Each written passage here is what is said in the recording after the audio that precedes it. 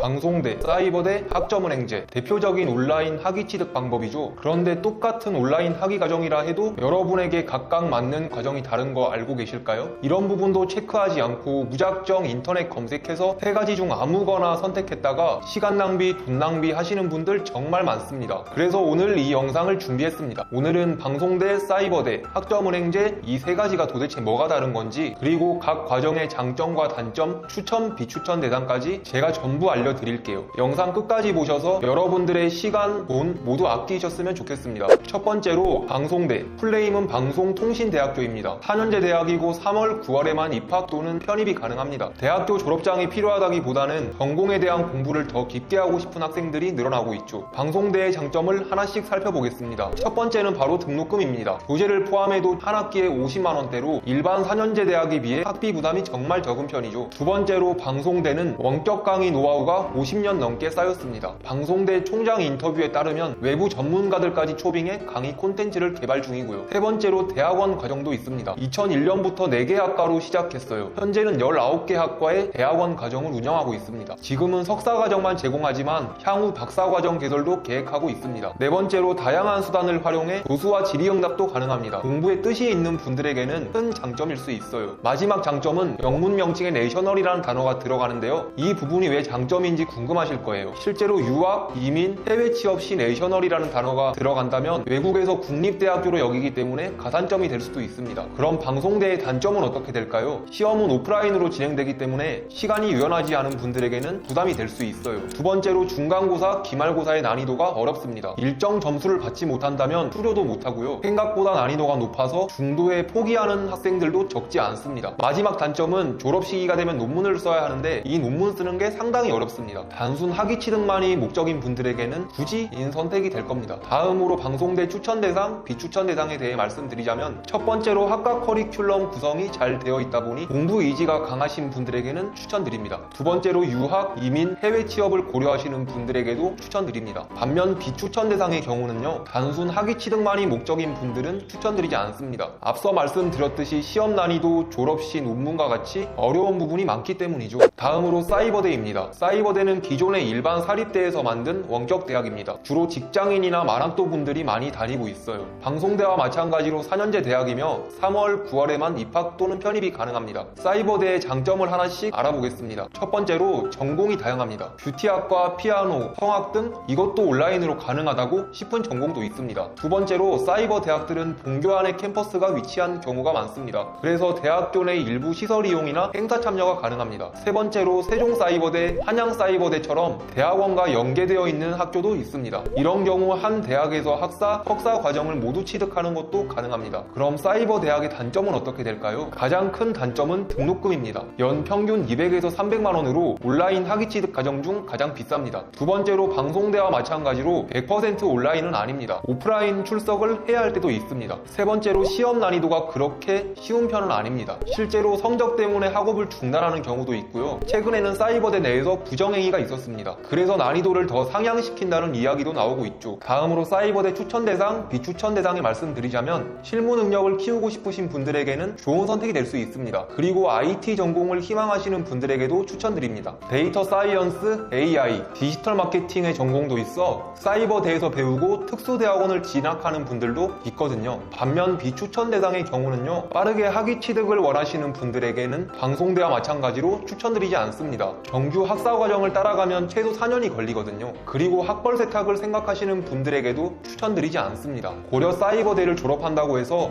고려대 졸업생과 동등한 대우를 받지는 않거든요. 결국은 사이버대니까요. 마지막으로 학점은행제입니다. 교육부에서 주관을 하고 일반 대학교 졸업장과 동등한 효력을 가집니다. 다만 대학 총장명이 아닌 교육부 총장명으로 졸업장을 받게 됩니다. 효력은 같기 때문에 상관없습니다. 그리고 학점은행제는 학점을 취득하는 방법이 전적대학점, 자격증, 독학사를 활용해 학점을 취득할 수도 있어요. 학점은행제의 장점을 하나씩 살펴보겠습니다. 가장 큰 장점은 기간 단축입니다. 최단기간 과정으로 진행하면 2년제 졸업장은 8개월, 4년제 졸업장은 1년 2개월 만에 받아볼 수 있습니다. 두 번째로 100% 온라인으로 진행됩니다. 사이버대, 방송대처럼 오프라인 출석을 요구하지 않습니다. 특히 체육, 미용처럼 이것도 온라인이라고 싶은 전공도 100% 온라인입니다. 네 번째로 사이버대, 방송대처럼 3월, 9월이 아닌 매달 개강반이 학과만이 열립니다. 원하는 시기에 언제든 시작할 수 있다는 거죠. 마지막 장점은 저렴한 수강료입니다. 전공과 과정에 따라 다르지만